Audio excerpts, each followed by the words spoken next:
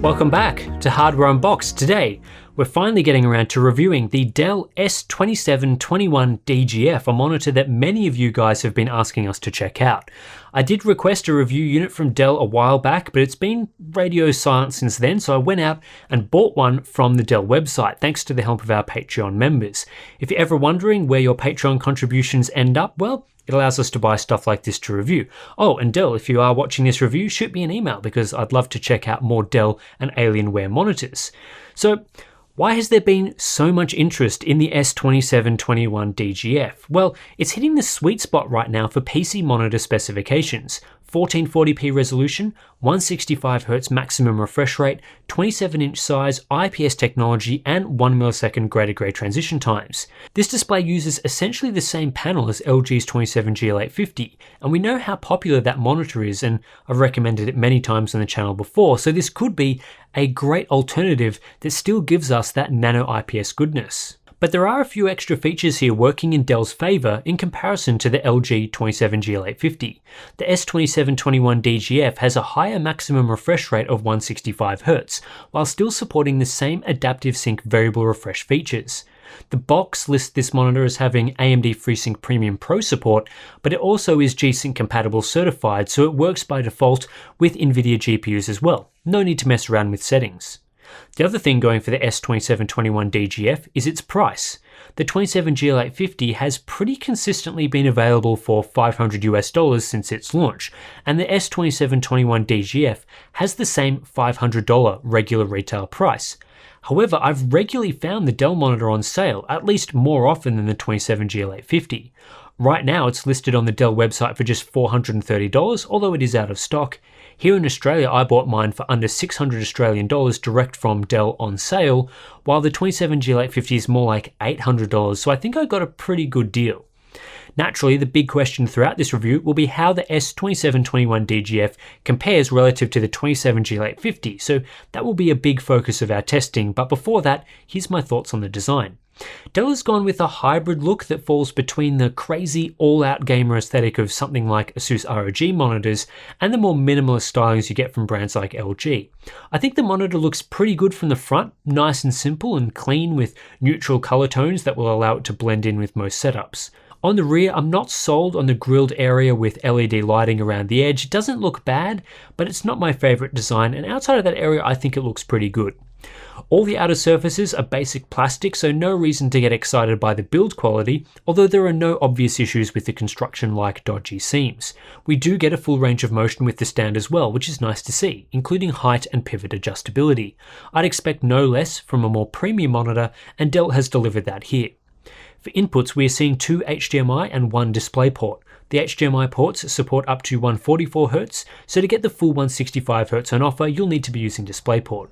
There's also a USB hub, but there's no built-in speakers, only audio pass-through. As for the on-screen display, it's controllable through a directional toggle, which is nice, and there's a reasonable array of features, including stuff like frame rate displays available through the Game Enhance mode. However, some of the color controls are a little difficult to access and a bit confusing at times. It would be nice to see that simplified in the future. Dell's overdrive setup is very straightforward, just 3 modes here, so we'll start by looking at the fast mode, which is the slowest and also the default setting. Yeah, the fast mode is actually the slowest mode. Anyway, we see pretty good performance here with a 5.31 millisecond grey-to-grey average and no overshoot. This is slightly faster than what we see from the 27GL850 in its overdrive off configuration. The next step up is the super fast mode. At 165Hz, we see greater than 90% refresh rate compliance from a 4.71 millisecond grey-to-grey average. This means we are getting a true 165Hz experience, which doesn't surprise me given the speed of these nano IPS monitors, and there's no overshoot here, which is always nice. The fastest mode is the extreme mode, and this is the mode I'd recommend people use when gaming at 165Hz. We see an improvement to a 3.84 millisecond grey-to-grey average, which is fantastic, and that brings with it 100% refresh rate compliance. Overshoot is slightly higher here, but still not problematic, so using this mode delivers a clear, ghosting-free experience at the highest refresh rate. The extreme mode is also well suited to gaming across most of the refresh range, which is good to see. At 144Hz and 120Hz, performance doesn't drop off considerably versus 165Hz, so we're still getting a sub 4 millisecond response time with manageable overshoot. At 100Hz, overshoot starts to increase, but it's still not bad, and even at 85Hz, I'd still be using this mode given the performance on offer.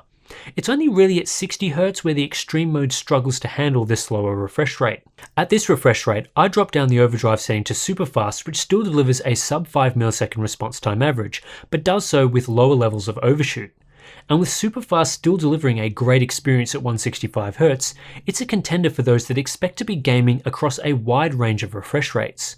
To me, I think for most adaptive sync gaming, I'd be keeping the monitor on the extreme mode as it does deliver very good results at anything higher than 60Hz. I'd only switch down to super fast if I thought I'd be regularly gaming at or below 60Hz, and that mode is still really good.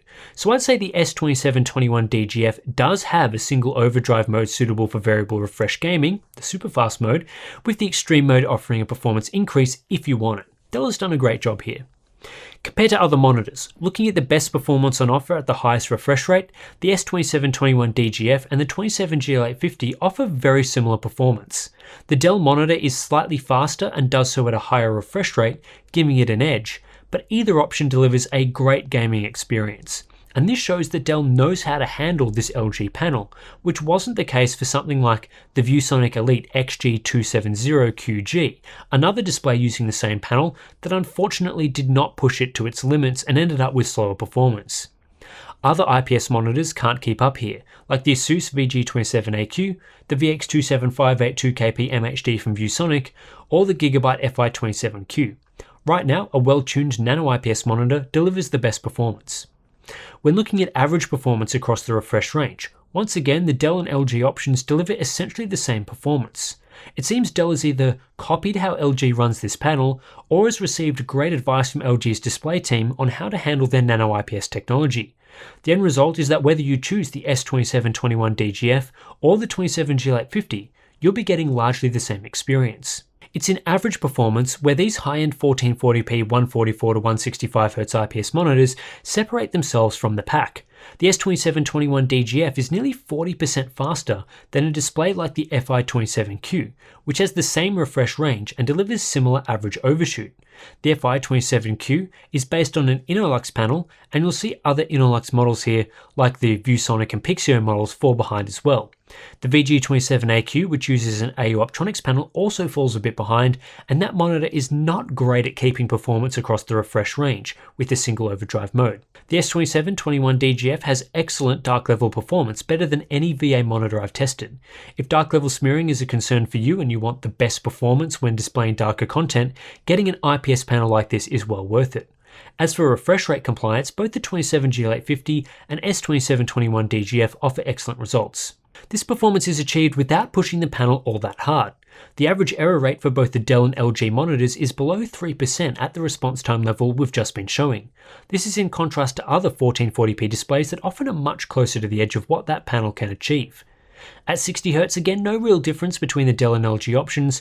Both the monitors require you to turn down the overdrive setting one notch to get the best experience, and both are around the 4.8 millisecond mark in terms of 60Hz performance. Input lag is excellent from the S2721DGF at virtually zero processing delay. When combined with the higher refresh rate, allowing this monitor to update its image more often for more responsive inputs, the S2721DGF is overall a somewhat more responsive monitor than the 27GL850. Total lag in the chain is about 20% better on the Dell monitor, but I don't think many buyers will notice the difference, at least not until you move up to a 240Hz display. The S2721DGF doesn't exhibit anything unusual from a power consumption perspective. When set to the same 200 nits of brightness, the LG 27GL850 is slightly more efficient, but not by anything significant. Like the 27GL850, this Dell monitor does not include a backlight strobing mode. This makes sense as the nano IPS panel is not suited to backlight strobing, as evidenced by what we saw from the ViewSonic XG270QG. If the monitor did allow backlight strobing, we'd see similar red trails to the ViewSonic results we're showing here, so it's for the best that Dell didn't enable this feature, as the results would be subpar. For color performance, the S2721DGF is a wide gamut panel with 95% P3 coverage in our testing, so that's the same as the 27G850.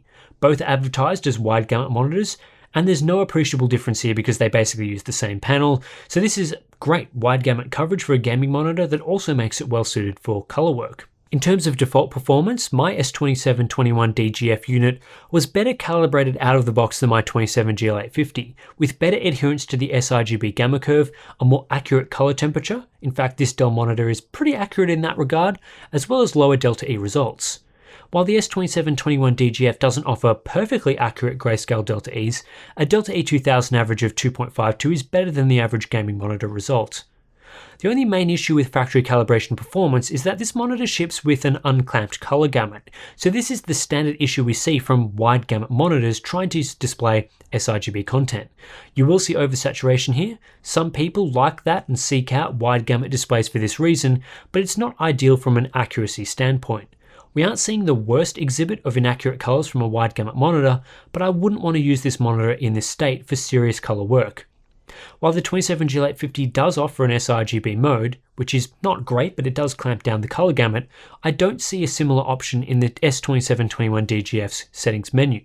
It might be hidden away somewhere in there, but I don't think so, and this means the only way to improve accuracy and really clamp down the gamut to sRGB for accurate results is with a full calibration. The other OSD settings I used can be seen here. This display is well suited to calibration and delivers excellent results for sRGB content after a pass-through display cal. A sub 2.0 delta E ITP is what we like to see, and that's achieved here on average. It's also pretty good for P3 work. We also get delta E ITP results around the 2.0 mark, which is pretty strong, only limited by the upper range of reds and greens, which aren't fully covered. This is still great calibrated performance in a consumer gaming monitor for both P3 and sRGB content. For brightness, the S2721DGF delivers above average results, beating out the 27G850 here by a small amount. This is plenty bright enough for most SDR content viewing in standard viewing conditions, and the monitor handles reflections well. However, we do run into the usual issue with LG's nano IPS panels, and that's the contrast ratio. The S2721DGF only achieved 857:1, which is a bit better than my 27G850, but not by enough to say the Dell option has great contrast. It doesn't. It has below average black levels, and that may impact your gaming experience, particularly if you often play in a dark room, which really highlights the black levels of the monitor. This is the key trade-off to hit the high levels of response time performance we've seen. While a monitor like the FI27Q-P has a 30% higher contrast ratio, the S2721DGF is nearly 40% faster on average, so that's the sort of toss-up you'll need to make. Are response times or black levels more important to you?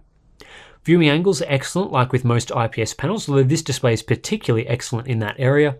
Uniformity is only average though, and does have a few issues around the edges. This is no different to the 27G850, but it's something to be aware of. You won't get perfect uniformity.